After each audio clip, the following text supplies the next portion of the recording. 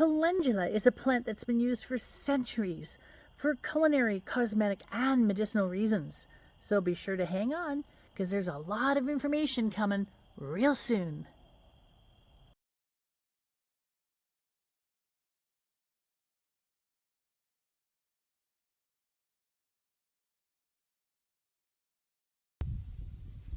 So Calendula officinalis, is an herbaceous plant in the small genus Calendula. And this is, of course, in the aster family. It grows wild in parts of Western Europe, Southeastern Asia, and in the Mediterranean. But of course, here in North America, it is a popular garden flower. This is what it looks like before the flower emerges. And this is a sought-after herb for a multitude of reasons. Number one, this flower is really popular in natural health and in skincare products. And the flower petals are used in literally hundreds of different lotions, shampoos, and other products. We've had a fair bit of rain here, so some of them have taken a hit. It's a powerful antioxidant, and this is among the strongest of antiviral herbs, but more on that in just a little bit. So the bright yellow to deep orange flowers, they give off a very slight, somewhat honey-like aroma, and they are edible. You can put them into salads. These petals contain high levels of antioxidants in the form of carotenoids and flavonoids.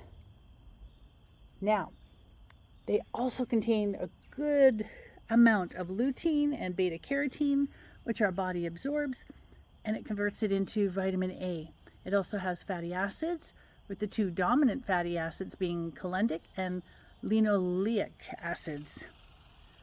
Additionally, these flower heads are rich, I'm trying to get my words right, are rich in oxygenated oils such as monoterpenes and sesquiterpenes.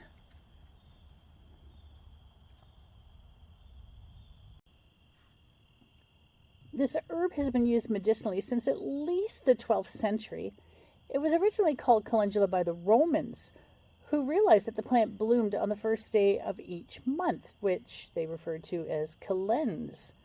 It was a symbol of happiness in Roman gardens, and it provided a continuous supply of flowers and tender leaves. So it was used regularly for cooking and medicine. And you can see, even though I only have a few flowers out right now, some of them are still on their way. Anyways, the flowers are considered sacred in India. Let's get this focused.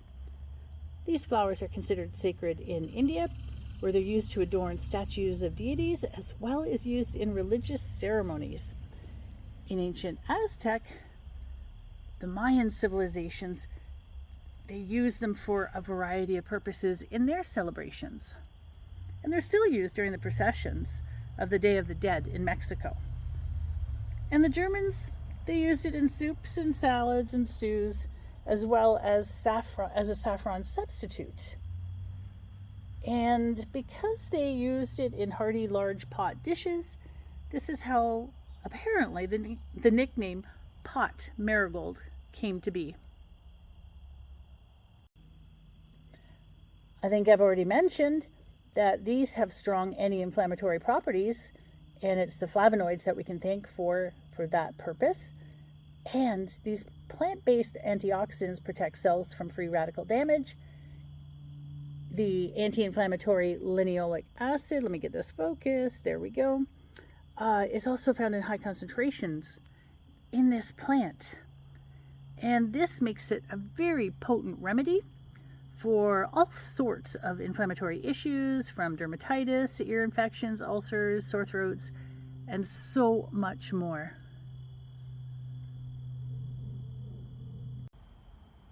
These flowers can help prevent and relax muscle spasms.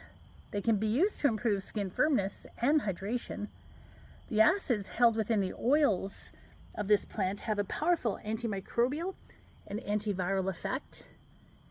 And this is a powerful or a very popular additive in apparently toothpastes and mouthwashes because it has that antibacterial property.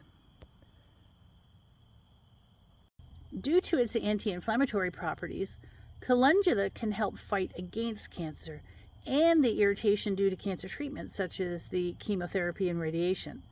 Animal studies have shown that it not only fights carcinogenic activity within tumors, but it also activates the lymphocytes, which fight against foreign and infectious invaders. Still more flowers to come. And that's good, because as many of you already know, there are so many uses for this incredible flower. Now, did you know that it was actually used once upon a time to color butter and soup broths? That means we can still do it today, of course. And fresh flowers as a cup of tea, but make sure you have the honey handy because it is rather bitter. For cooking, cosmetics, and medicinal uses, you want the dried flower. Many herbalists will highly recommend always use dried over fresh. You can actually use this to replace saffron because saffron is really expensive. And topically, this flower can be used as an antiseptic and an anti-inflammatory for wounds, burns, rashes. It is incredible. And you'll find this in a lot of store-bought salves, lotions, oils, and of course you can make your own as well.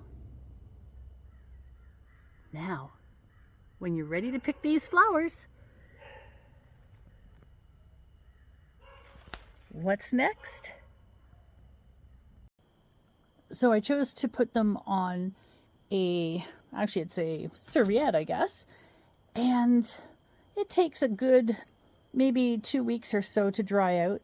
It really depends on the moisture level in your home. And of course, I'm not doing this outside. I'm making sure that as these are drying, they're in a dark, cool area of my home. And never, never dry these in direct sunlight. Once the petals that I have inside are fully dried, and I need a lot more, so these will be adding to it, except for the marigolds, of course. What am I going to do with it? I'm going to make some salve and lip balms with it. Now, I can also do tinctures, and I can also save some for tea. How do you do that? What I'm going to do is put a link in the description below, because I've already done a video on how to make oil and tincture, which was when the St. John's wort plant was out. And I'm going to put a link to that, and it'll show you everything you need to know. Well, I can definitely say that I've had success with these calendula plants. So next summer, I'm definitely going to be planting a lot more in this part of my garden. And on that note, I want to thank you for being with me right to the end of this video. Thank you so much for your support. And if you're brand new to my channel, if you can do me the kindness and consider subscribing. To all my subscribers, I thank you from the bottom of my heart. And if you like this video, please share it in your social media, and please give it a thumbs up. And please, please don't be shy. Share in the comments below. What do you do with calendula?